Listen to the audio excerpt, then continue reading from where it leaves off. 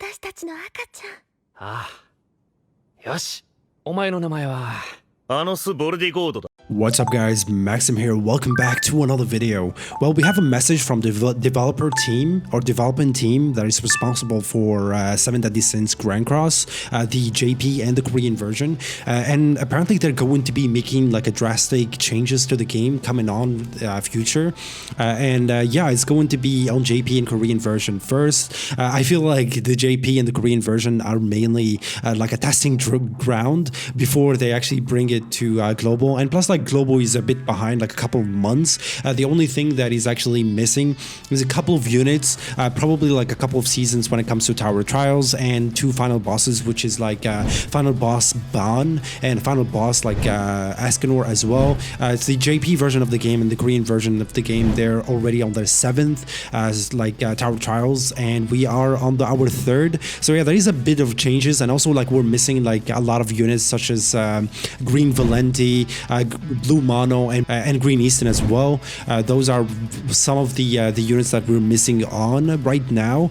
The rest are just like new units that recently came to JP, so we can expect them to just put them in one banner and just release them to global. So basically they just apologize for not being able to fully consider the actual play pattern of the environment. The JP version developer team is actually really considerate and also always thoughtful of the players. They're always thinking of giving the free-to-play as some sort of opportunity to catch up and sort of limit the the changes between the pay-to-win and actually the free-to-play, which makes the game more fun for everybody, and also it keeps it alive sort of, because the free-to-play actually keeps the game alive, and also the pay-to-play as well. They both have really drastic roles in the game. So basically coming forward is actually the Thanksgiving to celebrate the 30 million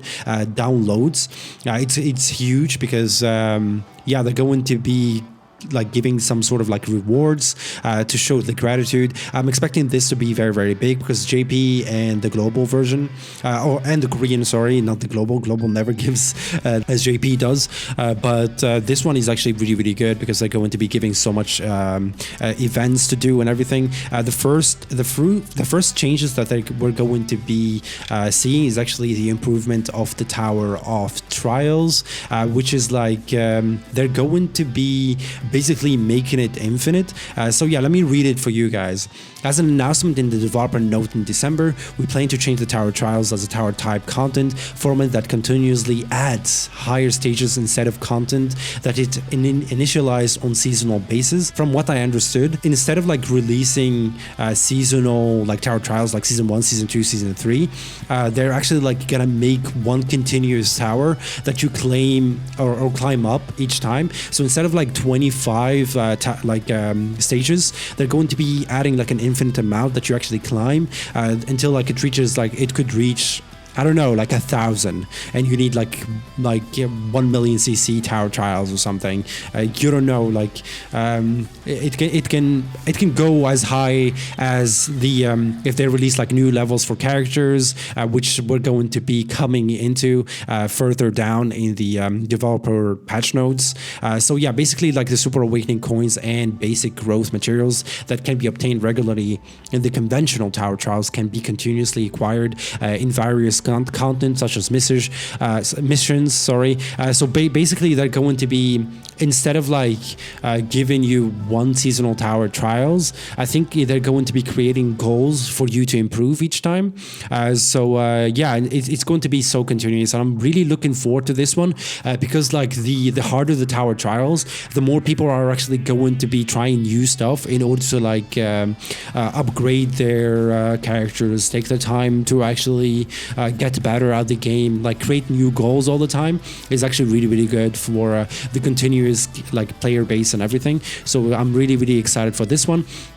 They're also going to be changing the Hog Pass, and they're going to adding some kind of like mileage introduction. I'm not sure about this one, but if you buy the Hog Pass once, and then you buy the second one and everything, you're going to be getting extra rewards. It could be the translation, it could be wrong, but in addition, we plan to introduce mechanism that will activate the bonus effect if you purchase paid Hog Passes in succession. So if you buy them like right after each other, and increase the mileage that can be earned each time you complete a mission.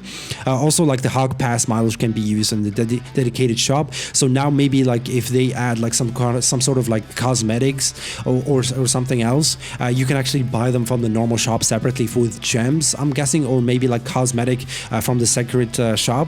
It's going to be interesting to see how they're going to be implementing that, but changes are always good if they're like implemented properly.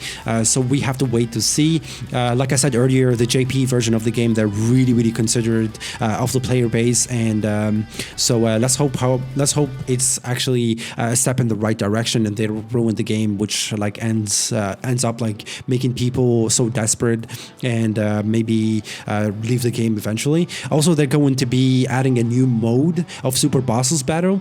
We're planning to add a new mode to existing Super Boss Battle returns. We're planning to change to a method updating with a new mode separately instead of adding the higher difficulty level and mode of the Super Boss Battle mentioned in the previous developer note. I'm not sure about this one.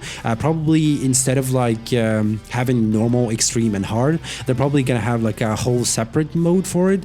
I'm not sure how they're going to be implementing this, but it looks very promising. We plan to update the content to purely capture and clear rather than Super Boss Battle that consists of existing battle scores acquisition. It looks like they're going to be changing the rankings. Maybe they're going to be limiting the hackers and everyone else. It's going to be very good because the acquisition method and ranking system, and plan to change the highest difficulty and honor hall system. They're probably gonna, instead of like giving badges, or maybe they're going to be honoring everybody else. I don't know how they're going to be implementing this. Maybe they're gonna make statues similar to the one that we find in the knighthood. Yeah, we have to wait and see, everybody. We're just like a couple of months behind JP and Global, so hopefully they don't take as much time to implement like the changes for the Fortress of Slugris, because it took them like almost 4 or 5 months in order to bring it to Global after being there for a really long time in JP.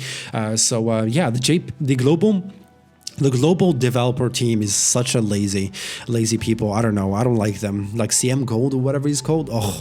Okay. We're going to be implementing. Don't get me started, boys. Don't get me started. I'm getting pissed. Night Siege Battle, tentative name and recognition of knights function. Apparently, like we discussed in the previous videos, they're going to be changing or adding some sort of activities for people in the knighthoods. I don't know if this is going to be similar to the knighthood kind of like guild war or whatever they call it. But basically in this content exclusively for knights, which is like people that are a part of knighthood, in which the knights who meet the conditions for participation in knighthood battle match one during the battle and compete for victory or defeat. And the defensive of the knight is so similar to Guild War as in the battle against the knights. Teams will be placed at each base, and matching knights will be able to capture each other bases with an attacking team. So you make a team and you attack a certain base. The difference from the knights battle is that there are boss monsters that protect the main base, and the strategy is to capture each base and defeat the boss monsters to proceed with the siege battle. That's actually pretty cool. So you're fighting real players, basically like you fight real players that are actually protecting the main boss until you actually defeat the real players in order to get a chance to actually fight the boss. I don't know how much HP the boss is going to be having. Maybe the boss have like a really huge HP, and each member of your team get a chance to fight him and get him to low HP. He could have like, I don't know, like 100 million HP or something, and the whole members of the team have to fight him and do a certain amount of damage to defeat him. I'm guessing like that. It's going to be very, very interesting because they're going to be opening a door where the knighthood boss doesn't have to be exclusive for whales and the top 32 knighthoods maybe. It's going to be very, very nice because this is like a free-to-play version of the knighthood boss or the knighthood wards. So it's very, very, very, very good. And yeah, this is like very, very important. Like the 6, they're going to be addition of character development elements. I don't know what they mean by that, but I'm guessing that they're going to be either adding these are the possibilities that I'm thinking of right now. They're either going to be adding Super Awakening like 5 stars or 6 stars, which is going to be too soon in my opinion. A lot of people are still struggling with the 4-star Super Awakening, or they're going to be adding like an opportunity for players to actually reach maybe 85 instead of like the max level to be 80, or they're going to be having like instead of level 80 maybe level 90 in the rank for the game. I'm not sure what they mean with addition character development, but let me read it for you. Maybe you guys have different thoughts in the comments. In a collection type RPG genre game, while it's necessary to have a training element that continuously strengthens the character and maintain the purpose and goal of the play while preventing the training of the character from becoming a burden on the play, and at the same time train the character, we believe that it is important to continuously expand the content that can be used and newly played. Currently, we are carefully considering adding a character development stage and expanding the level. That's why what I mean is either going to be adding the levels for the rank, the actual account, which is like max level 80 right now. Maybe they're going to be adding like, I don't know, level 100, or they mean like each character can be leveled to, instead of like the max level for, I don't know, like a certain character like Ascanor, for example, instead of him being like max level 80, maybe he's gonna become like level 90. We have to wait and see how they're going to be implemented in JP first in order to come to global. And we are also planning to collaborative content for character development and new content for the licensed development character. We'll make preparations so that we can inform you of additional policy introduction time of the training element in the developer notebook in the near future.